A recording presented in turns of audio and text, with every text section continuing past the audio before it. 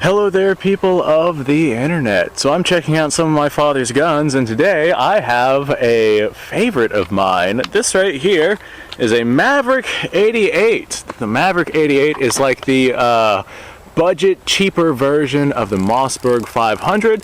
The Mossberg 500 tends to go for around $400 or so. You can find them cheaper out there, but for the most part, it's around 400 bucks versus the Maverick 88, which has a lot of simplified features on it, and this polymer one here would probably go for around 200 bucks or so, so roughly half the price point. So there are some, like I said, simplifications, but this is still a 3-inch chambered shotgun, and it still has basically the same lockup system and mechanisms as the Mossberg does. The safety on it, it's been simplified. The actual pump system on this thing has been simplified. This particular one has some polymer furniture on it. You could get some wood furniture for your Maverick 88 if you felt like it. If I say Mossberg 500 just out of force of habit, this is a Maverick 88. Just bear that in mind. So this right here is not one that my father had growing up. I believe my father got this from a friend of ours. I can't remember what for or why or what the story behind that was, but it is just a very simple pump action 12 gauge shotgunning. I have some rounds that we're going to run through this thing, but before that I will tell you guys a little bit of a story behind this thing. You can see how much we've used this. Look at how much wear is on the tube magazine from the pump on this thing moving back and forth. We have used the ever-living hell out of this thing. So my father got this many years ago from that friend, right? And well, whenever I was playing around, I think I've actually made a video on this before. Whenever I was playing around with this thing, I actually have a pistol grip from some other shotgun. It's supposed to have a stock on it, but this pistol grip did not have a stock on it, so I actually threw the pistol grip onto this Maverick 88 because it just so happened to fit. But I threw that pistol grip onto this Maverick 88, and we have a nice long barrel on this thing, so if I were to have like an 18-inch barrel or something like that, it definitely would have been better for the aesthetics, but I did not have the 18-inch barrel. This right here was just the barrel that I used, but I threw a pistol grip on this thing, and it was fun and whatnot, and I kept it on there for a while, but my father was like, hey man, I miss having my stock on my shotgun. Go ahead and swap that out for me. And for a little while, like, I didn't do it because I loved having that pistol grip shotgun that I could just go out and blow stuff up with. Like, I still have the pistol grip. I could throw it back on this thing anytime I want. But there, after a little while, I was like, you know what? My dad misses his shotgun, and I know I'm having a lot of fun with it, but it's his shotgun, and he deserves to have some fun with it too. So I went ahead and I threw the stock back on this thing. I actually have a Mossberg 500 that I personally own, and if I feel like it, I can throw a pistol grip on that thing. And this one does have an 18-inch barrel, and that would be a bunch of fun. Let's see if this says Accu choke on it. I'm not sure what an Accu choke is, but I do think that the choke, yep, it does appear to be threaded, so you could swap out the choke on this thing if you felt like it. Chambered in 2 3/4 and 3-inch shells. On this side we have a warning. That's for the lawyers. On this side of the receiver, model 88 12 gauge Maverick by Mossberg. So very simple system. In order to open up the bolts, if you have not dropped the hammer, there's a little peg. I'm just going to call it a peg. Little peg that you press right here on the side of the trigger guard, and you can go ahead and open this up. So I do notice a couple of things with this that I'm sure help with the cost. The safety obviously simplified. The receiver has been simplified since you don't have to cut out for that safety. It would appear that our trigger housing and whatnot right here are all plastic and polymer. The stock and the pump are polymer. I'm pretty sure that the pump connecting to the system is all one solid piece, unlike the Mossberg 500, which you can disassemble because it's not all one solid piece. This right here, I'm sure, also is a factor of why it is as inexpensive as it is. I have seen tests run with these, and they run flawlessly. They are incredibly good shotguns for the price point that you pay, made by a very good company that you know you can rely on. So we're going to start off with just some number 8 target loads. This right here is the cheapest stuff that you would pick up from the bulk boxes at Walmart, but I have some of this stuff. So hey, we may as well go ahead and send some of this stuff downrange out of our Maverick 88, see how well it works. I do like this thing because of the polymer furniture. It's lightweight, and as a result, it does have a little bit more recoil behind it. So once we get into some heavier stuff, it'll be interesting to see how much the recoil is going to affect me. I don't think I've ever fired anything besides birdshot out of this shotgun. Oh god, that recoil is going to suck. If this right here is just the basic target loads, that recoil is going to suck. So here's another round. Let's send this last round of birdshot downrange. Oh god, that's gonna be awful. That is one smooth action though. For a $200 shotgun, that is not bad. All right, what do I have here?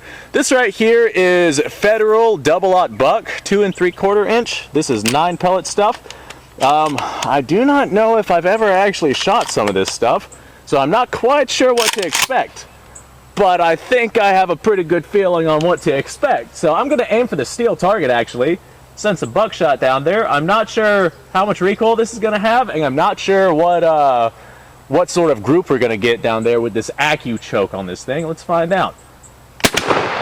Ow! Well, we nailed that steel something fierce, and we nailed my face and my jaw and my everything. That was awful. Let's do that again. Oh, Nelly. Man, that steel is just being smacked around with this stuff. So yeah, buckshot seems to work just fine through this shotgun, as would one expect. As one would expect. This right here is just 2 3/4 shells that we're shoving through this thing. So I have a 2 3/4 1 ounce slug right here. Rough estimations, this 1 ounce slug should be traveling at around 1,200 to 1,300 feet per second, somewhere in there. I haven't actually chronographed them, but I know my 3-inch shells travel at around 1,700 feet per second. So this right here should be traveling slower, and I seem to recall it being around 1,200 feet per second. I do not know if this is a rifled slug or not. I got no idea, but I am going to aim for my steel target down there, and we're going to see if we hit it. Oh my god! I did not see the steel target move. I'll be honest, I'm not quite sure where we hit. And I saw a bunch of fluttery crap come out the front of the gun, so I think we just disintegrated our wad. And that shotgun slug went off somewhere into the car. Not quite sure what happened there, but I know that it did fire, and the recoil was absolutely harsh. But there we go, I just shot a slug out of this thing. Ooh, and the barrel's nice and warm. Temperature's dropping, we're starting to reach the end of the day. So whenever it comes to my father's guns, this right here is one of his favorites just because he likes the black shotgun. Me personally, I am a fan of wood on firearms. That's one of the main reasons why I like old guns so much. But my father seems to really like just how sleek the look of this black polymer furniture on this shotgun is. As a matter of fact, he actually has a Mossberg 500 that has walnut furniture on it, but he has elected to basically ignore that one in favor of this one because he likes this one so much. The polymer furniture, it's nice and lightweight. The safety on this thing is incredibly simple. It's just one of those crossbolt safeties that you have on the trigger guard itself. I'll probably make a video where I compare this thing to an actual Mossberg 500, and we'll look over the similarities and the differences, and we'll see what we have going on with that. But as far as, I think I see a proof mark right here too. I'm not sure if this is a proof mark, might be a proof mark. It's a P inside of a little crosshair. I have no idea what that is, but I'm going to assume that means it's been proof marked. Besides that, me and my father have blown a lot of stuff up with this shotgun along with his other shotguns. As a matter of fact, you guys probably can't see it from where you guys are at, but on the front of the car there's a massive heap of rusty scrap metal, and what that is that's actually an old grill that me and my father shot a long time ago that I just kind of threw on top of the car that I've been slowly disintegrating over time, and it's still there. And we used this shotgun along with a couple of other shotguns to go ahead and do as much damage onto it as possible. So like I said, I have seen plenty of tests run on these budget shotguns, the Maverick 88 in particular, and it has done some incredible stuff, and it continues to push forward. And I get the feeling that this right here will probably be one of those firearms that is passed down to me and then I pass on to my kids. It's probably going to be one of those family heirloom firearms with how long it's going to last. And I imagine I probably have quite a few firearms that are going to be like that.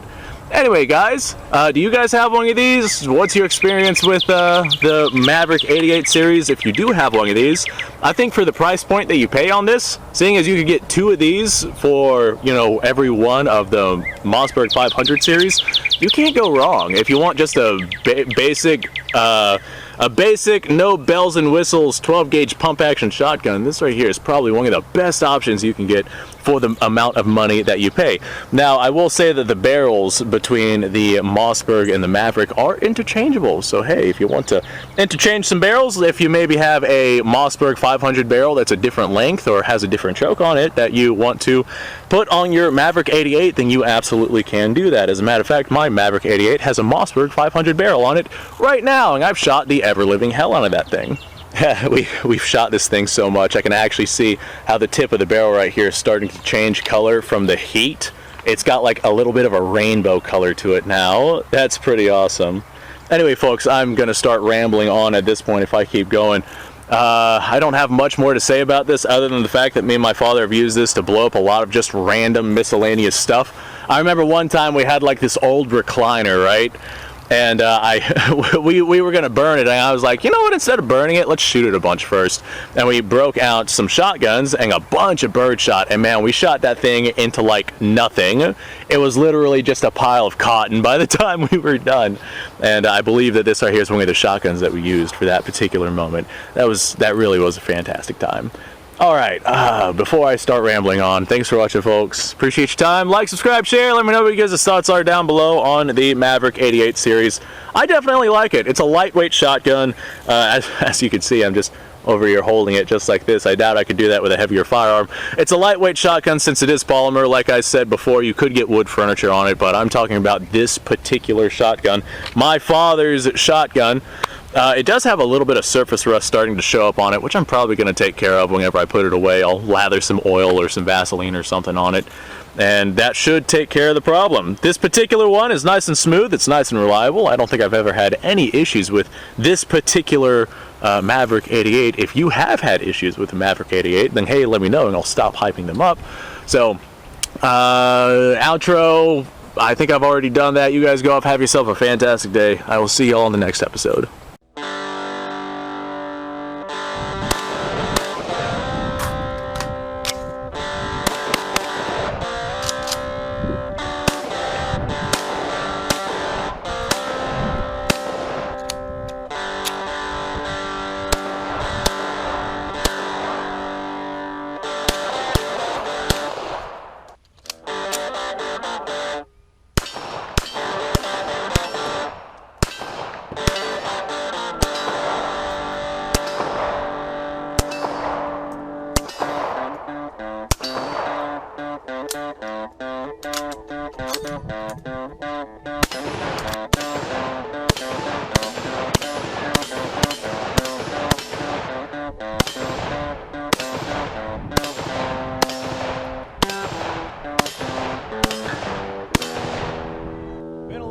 Since I've done this.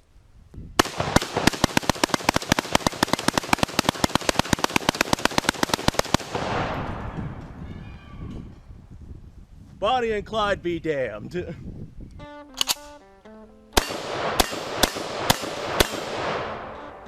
poor man's Garrett.